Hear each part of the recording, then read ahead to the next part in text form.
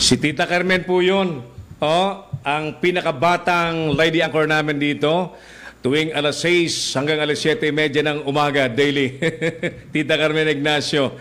Muli, magandang katanghalian po sa inyo. Errol na kami pa rin sa pangalan po ng aking partner, Mayor Tony Chavez. Nasa panghuling bahagi na po tayo ng ating palatuntunang Reporter's Hour. At tulad po ng aking ipinangako kanina, nasa studio na po natin ang ating napaka-espesyal na panauhin, na kahit busy siya, napakaraming kliyente mga kaibigan. Pag tayo ang nangingimbita sa DCRJ, binibitawan niya lahat at tumatakbo papunta rito. Kaya nga medyo humihingal pa ng konti para lamang makarating sa ating palatuntunan. Nasa studio na po natin ang ating kaibigan, best friend, no other than the very expert on family matters, marriage counselor, life mentor, mga kaibigan, at book author. Nire-respeto po ng mga nasa DSWD, nasa LGU, kasi siya po ang most wanted palagi na iniimbitang maging speaker sa mga marriage counseling session, mga kaibigan, across the country. Live in our studio, Dr. Angelo E. Base, ang ating espesyal na bisita sa araw na ito. Doc Angel, magandang umaga. Welcome sa ating program. Welcome po. Salamat po ulit sa imbitasyon. At I hope talagang hindi nakakasawang i-share ang mga bagay tungkol sa pag-aayos ng family, because ito ang ating fundasyon para maibsan ang ating social ills. I agree. Kaya nga, pagka medyo naamoy kung pwede kang bumuelo papunta rito, ay sabi ko, imbitahin ko na nga si Dr. Angel para mapag-usapan natin muli. Let's revisit ito pong very basic organization, very basic sector of the society. Yes. Ay ang pamilya, mga kaibigan. Busy tayong lahat. A lot of conflicting issues pinag-uusapan natin everyday. Current affairs, mga isyong pambayan, pati problema ng kapitbahay natin. Minsan, laman ng ating usapan. Pero, why not? Let's talk about our families, mga kaibigan. So, this is the very purpose why Dr. Angel ay nandito po sa ating program. Sir Angel, sige po. Kumusta po ang pamilyang Pilipino ngayon? Ang pamilyang Pilipino po ngayon ay punong-puno po ng problema. Punong-puno ng challenges. At malaking issue ang pagpapamilya ngayon. Bakit? Ang sasalubong sa kanila sa pagpapamilya ay matataas na bilihin, mataas na gasolina. Matatakot nito yung mga magpapakasal sa June, ha? Yan po ang sasalubong sa kanila. At yan po ang magbibigay ng pressure sa kanilang pagsasama. Kaya nga pag hindi kinaya, hindi kasi prepared, at nagkaroon ng mentality na bahala na si Lord, maraming sumusuko, maraming bumibigay. May datos ba tayo, Dr. Angel, as to how many those couples na nagpapakasal na hindi naman talaga sa plano nila yung pagpapakasal, yung pag-asawa? Meron ba tayong datos sa ganun? Nakita yan sa pag-aaral ng Rappler last 2018. Tinignan nila yung mga nagpa-file ng annulment sa korte. So, random sampling, yung pinili nila yung 2018 na nakita nila yung tagal ng pagsasama versus doon sa pagpa-file ng annulment. So, nakita nila na the first 5 years yung pinakamataas na percentage ng mga nag-file ng annulment. Grabe, ano? Yeah, first 5 years. Naririnig ko rin yan, Sir Angel, ha? Yung anyang unang 5 taon, yan ang pinaka-critical. Sabi. Yes. So apparently, parang may documentation na tayong available. Yes, meron na. Kaya even the Office of the Solicitor General will also attest to that. Yan. Kaya, at ito nakakatuwa, nakakagulat, ang majority petitioners are the women. The wives. The wives. Yan. Sila ang unang tumatakbo sa korte. At Sabagay, parang nakakatawa naman kung lalaki ang Yes. Oo. So, Tahimik lang tayo. tahimik lang tayo. Oo nga, no? Tsaka dahil sa kultura Sa na kultura. na dapat lalaki ka, dapat macho image ka, no? Kaya hindi natin sinasabi Kung gusto mo makipaghiwalay, ikaw, sige, mag-file ka. Oo. Mga ganun nakarinig na ako ng ganyan Oo. Kaya ang madalas na mag-iingay kapag nakipaghiwalay ay yung ating kababaihan. Kababayhan. Yeah. Oo. Kasi But alam nyo, bakit ko sinasabi kasi malapit na ang June? Alam nyo kasi ang buwan ng June. Di ba ano yan? Ano yan? Bridal month na sinasabi? yeah, June Bride. June Bride, yan. Oo. Nalipat na yan ng December. Ay, Mahina ang collection ng June. mahina ang collection pag June. Kaya December na lang. Oo, mahina ang bigayan. Gano'n. Kasi enrollment ng mga bata. Kaya December na ang natin. Nakakuha ng ideya yung mga nagbabalak magpakasal ngayon. Sir Angel, itutuloy natin itong masaya at importanteng kwentuhan natin. Padaanin nga muna natin itong ilang mahalagang ulat sa atin. Unahin ko itong report ni Jong Manlapas. Pinagkagastusan daw ng Senado para sa taong 2022 lumobo sa 5.587 billion pesos. Si Jong Manlapas sa report. Yes, Jong.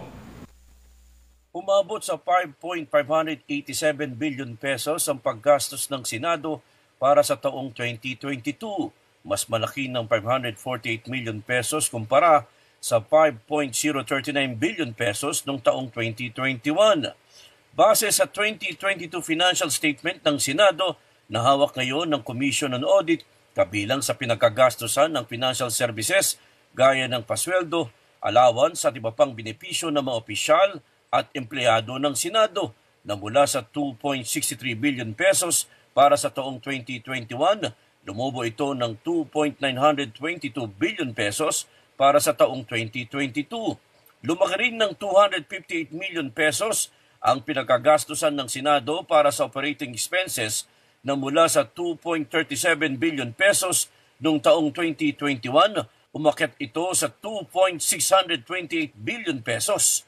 Base rin sa breakdown ng maintenance and other operating expenses, pinapakita rito na ang other maintenance and operating expenses ay lumobo din ng 181 million pesos mula sa 1.272 billion pesos hanggang umabot na sa 1.453 billion pesos. Kabilang dyan ang mga gastos sa meeting at public hearings, printing and publication expenses, donation, subscription at iba pang bayad sa mga upa. Tumaas din sa 315 million pesos ang traveling expenses, ganun din ang confidential, intelligence at extraordinary expenses sa 479 million pesos. Ako si Joe Manlapas para sa DCRG 810 AM, ang Radyo Bandido TV. 43 minutos po makalipas ang alas 11 ng katanghalian. Tuloy tayo sa isa pang report. Death penalty sa mga tiwaling pulis. Isinusulo ngayon ni Senador Revilla. Si paring Jojo Sigat sa report. Paring Jojo, go ahead please.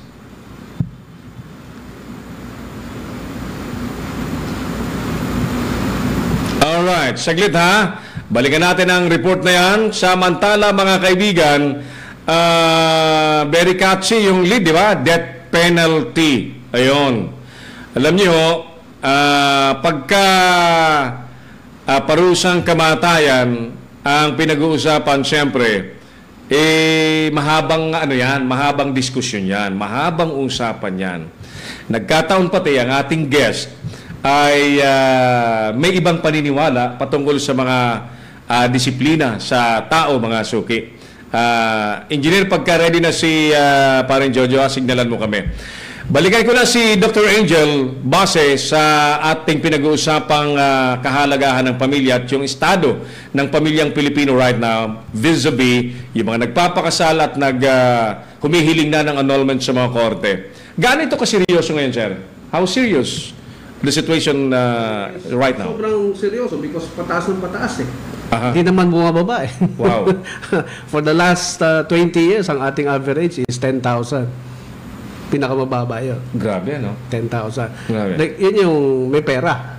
Yung may pera. na nagpunta sa korte. Oo. Maraming walang pera na siyang naging divorce advocates ngayon. Ayun. Na may grupo na nationwide. Ayun, oo. Yan ba yung mga kongresista na into same situation?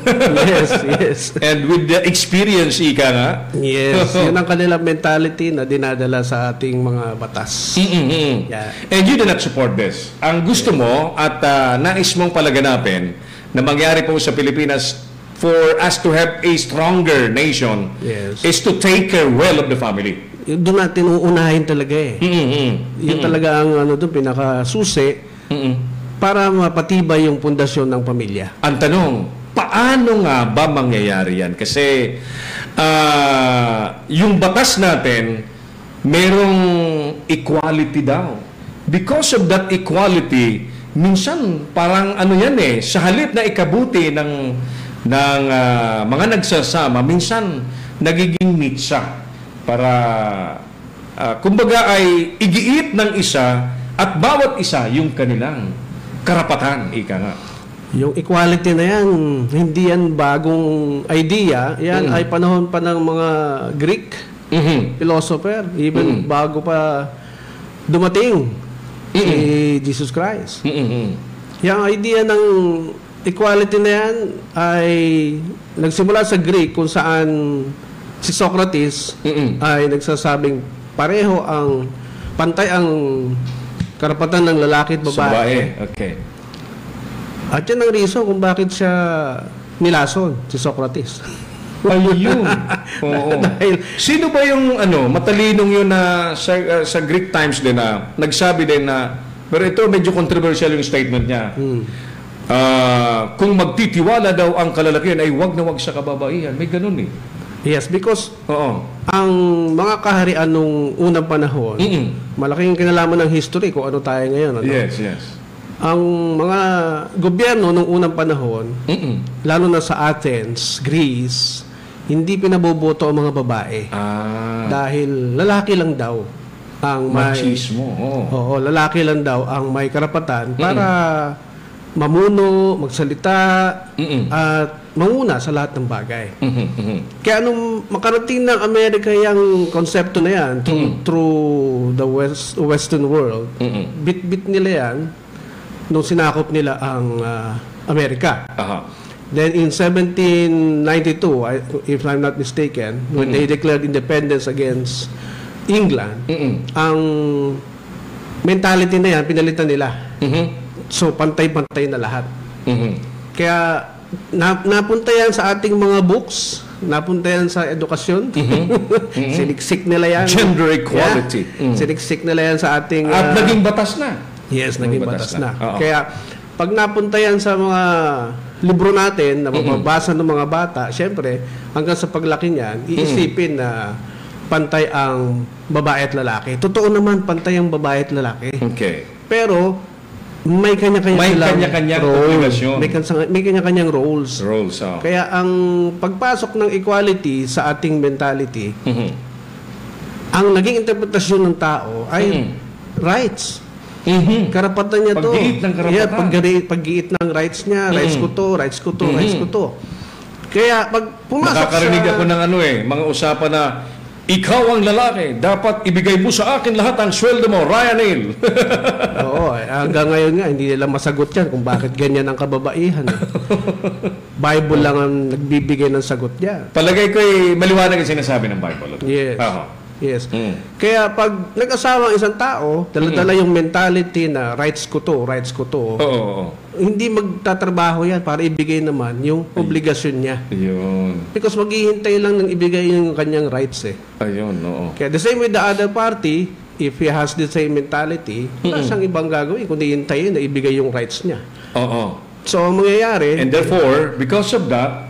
They are creating space in between. Ayun. Kaya wala nang nagsusupply ng obligasyon. And they are declaring or they're expecting so much from each other. Yes.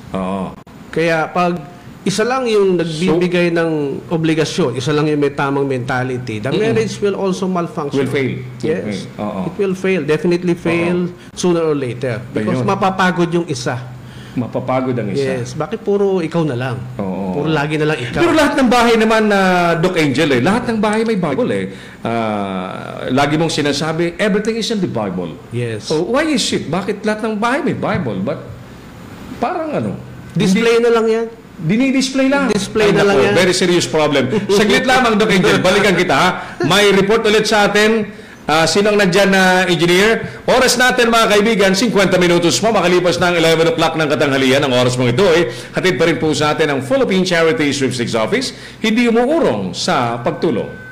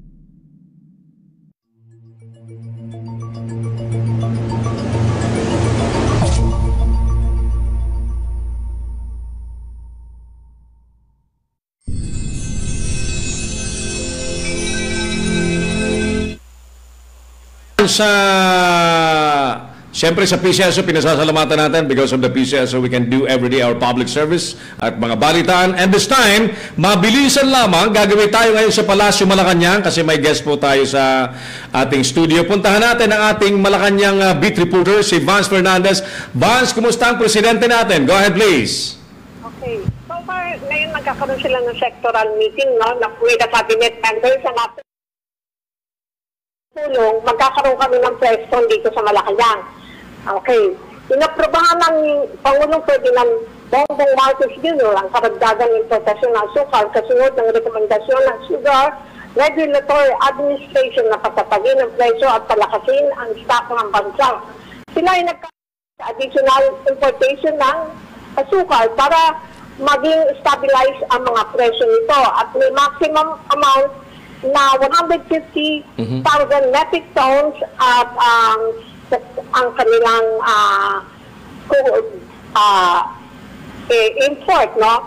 Sir, pasensya ka na. Sinabi ni Pangulong Marcos sa kanyang ginawang pulong kasama si SRA Headed Acting Administrator Pablo Luis Ascona at Board Member Maria Mitzi Wangwang na kumakatawan ng mga millers. Kabilang sa naganap na pulong ay sina Secretary Lucas Bersamin, Presidential Legal Counsel Juan Ponce Enrique at SRA Board Secretary Rodney Rubica. At ang sabi pa niya, dagdag pa niya, binubuksan ng gobyerno ang pag-aangkat ng asukal sa lahat ng mga mangangalakal.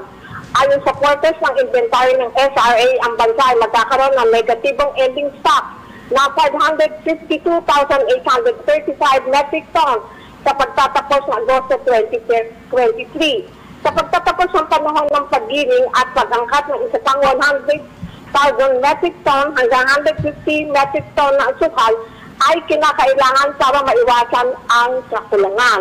Gayunpaman ay kinakailangan pa rin ng bansa na mag-import ng karagdagan 100,000 to 150,000 metric ton na asukal sa taong ito dahil ang inaasan local na production na 2.4 metric ton at ang 400,000 metric ton ay pinapayagan mag-import sa ilalim ng SO number 6-2022-2023 gayon din ang 64,050 metric ton sa ilalim na mekanismo na minimum active volume o MAV ay hindi makakasagot sa 3.1 metric ton demand.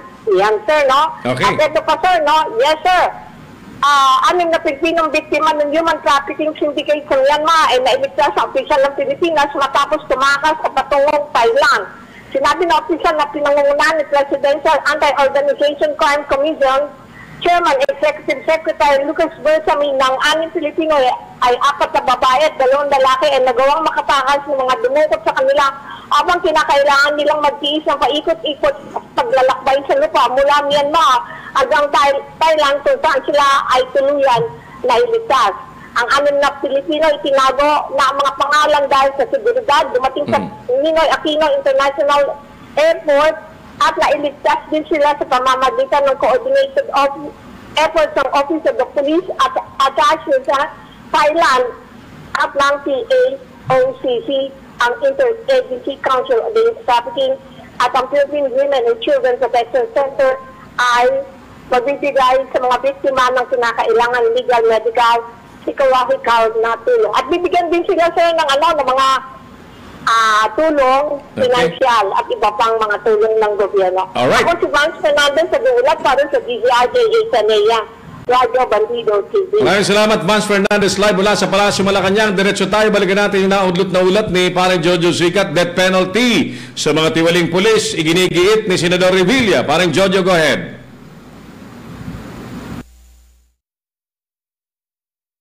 Iginit ni Senador Ramon Bong Revilla Jr. na dapat parusang kamatayan ng parusa sa mga tiwaling pulis o opisyal na sangkot lalo na sa ipinagbabawal na droga.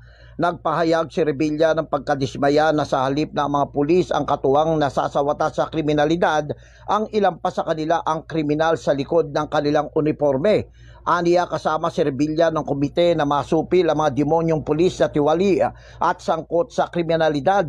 Ipinunto pa ng senador na noong nakarang administrasyong Duterte, ibinigay na ang mataas na sahod sa mga pulis upang hindi mapariwara, subalit may ilang pa rin na mga demonyo na sumisira ng sistema na nabubulagan sa kinang ng salapi at pera ang sinasamba. Isa aniya sa masakit para kay Revilla na dapat sana maging huwaran ng mga pulis ang mga high-ranking official. Sila pa ang isinasangkot sa nakumpiskang mahigit na 900 kilos ng shabu sa Maynila. Aniya dapat na managot kapag mapatunayan ang kanilang pagkakasangkot sa iligal na droga dahil hindi biro mga buhay na nasisira dito, lalo na itong mga kabataan at ang mga droga ang pinagmula ng heinous crime. Pagtatanong ni Revilla na ano ba dapat ang gawin o kailangan na bang ibalik ang parusang bitay. Aniya kung ang mga nagpapatupad ng batas ang siyang sangkot sa karumalduman na krimen, dapat lamang na sila ang unang makatikim ng parusang bitay at ipatikim ang mabigat na parusa sa krimen na ginawa nila. Agad naman na sinang ayunan ito ng Chairman ng Senate Committee on Public Order and Dangerous Drugs na si Senador Ronald Bato de la Rosa na dapat nang ibalik ang parusang bitay sa mga heinous crime. Sama ako ng komiting ito sa layuning masupil ang mga alagad ng batas na hindi lamang naliligaw ng landas, kademonyuhan ito, na sa halip na katuwang natin sa pagsugpo ng kriminalidad at paglaban sa droga, ay sila pa mismo ang matigas ang apog na makilahok sa mga iligal na gawain. Sa panahon ng dating Pangulong Duterte, ibinigay niyang lahat para sa benepisyo ng mga pulis. Itinaas ng sahod, mga sweldo, disenteng pabahay, at marami pang iba. Ibinigay na lahat para hindi mapariwara ang mga pulis. Pero hindi na sila pumasok sa maruming kalakaran. Pero bakit sinira pa rin ang sistema? Tila hindi pa rin sapat dahil mas nabubulagan pa rin sila ng kinang ng salapi. Imbis na yumuko at sumunod sa batas, pera ang sinasamba. Ang masakit pa ay ang mga sangkot ngayon ay panay na mga high-ranking officials. Ako, si Jojo Sicat, nagulat para sa DCRJ 10 AM, ang radyo Bandido TV.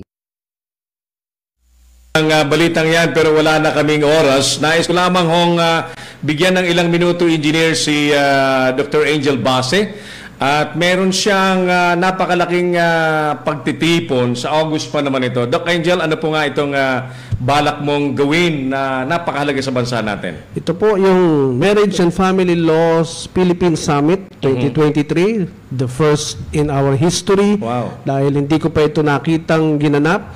Ito po yung summit na iimbitahan natin ng mga importanteng tao at mambabatas sa paggawa ng mga ordinance or policy or batas tungkol sa ating marriage and family. Kauna-unahan ito sa Pilipinas. Yes. First ever. Yes. Kasi nakita ko na nasira na rin yung credibility ng Christianity para manindigan para sa Diyos. Halos hindi na nga pinapansin ang mga religions today dahil wala nang naniniwala. Ayon sa survey. Ayon sa survey. Yeah, survey yan. So, pababa. Kailangan nating manindigan para sa ikatitibay ng ating pamilya. Kaya nag-invite tayo ng napaka-importanteng tao, lalong-lalo na unang-una si Vice President Sara Duterte. Naka-ready na ang ating imbitasyon sa kanya para ilatag niya sa atin yung mga plano niya sa DepEd dahil edukasyon, yung kanyang pinamamahalaan. Right. Gusto natin makita kung yung mga edukasyon ba na nakalatag para sa mga bata ngayon na siya magiging future leaders natin ay malaking tulong sa preservation ng pamilya. Wala pang curriculum tungkol sa pamilya. Wala pa. At si Senator Tulfo ay imbitahan din natin para i-justify niya. Siya yung may program kasi na nilapitan ng milyon-milyong kababayan natin tungkol sa relationship problems. So, I believe he has vast experiences to tell us. Tama. At yun din ang chance niya para i-justify kung bakit divorce lang ang nakikita niyang solusyon to address our social problems. Sa paningin niya, no? Yes, and this summit can be the perfect venue para pag-usapan ito. Pag-usapan ito and let's come up with a very meaningful at mas ikatitibay ng pamilya ng mga solusyon. Yes, imbitahan din natin yung mga committee leaders ng may kinalaman sa family relationship sa Congress. Para makagawa sila ng tamang batas. Tama. Dahil for 36 years, ang family code, wala naman tayong nakitang improvement. Ayun, oo. Meron ba tayong specific na office na family commission? Wala pa, no? Parang wala? Wala pa. DSWD sana DSWD sana. Pero hindi specific yung department na nakatutok lang sa pamilya. Ayun, oo. Ang nasa kanila ay social welfare lang. Para magpakain sa mga nagugutom. Sa mga napagbara. Yes. Doc Angel, bitin man ang ating oras kasi may susunod ang programa sa atin. I guarantee you, next week ulitin natin ito at mapag-usapan pa natin. Ako kasi family man din ako, no? And I really support advocacy on preservation of families, relationships. Yes. I like that. I love that. All right. Doc Angel, baka may gusto kang batiin, pasalamatan. Total, nandito ko na. Salamat po sa mga lumalapit sa aming opisina para isolve yung kanilang problema. Kasama na rin po yung mga mayaman at mahirap ay ine-entertain po natin. So, kung may problema po sa relasyon, tawag lang po sa aming opisina, 8361-4480, 8361-4480. Kami po ang extension ng DSWD sa pagtulong sa mga nasisirang relationship. Mga kaibigan, Dr. Angel Base, MBA PhD, ang ating life mentor, marriage counselor na lagi pong iniimbita across the country dahil sa kanyang expertise, mga kaibigan. With that, mga suki, salamat na po kami sa PCSO, sa San Miguel Corporation. Sa ngalan po ng ating mga kasama sa news team at higit sa lahat, sa pangalan po ng ating partner, Mayor Tony Chavez. Ako po ang inyong lingkod, si Errol Dacame. That's all for our Tuesday episode. Engineer, salamat! Mabuhay ang Pilipinas! The views and comments of the hosts and guests are not necessarily those of the station.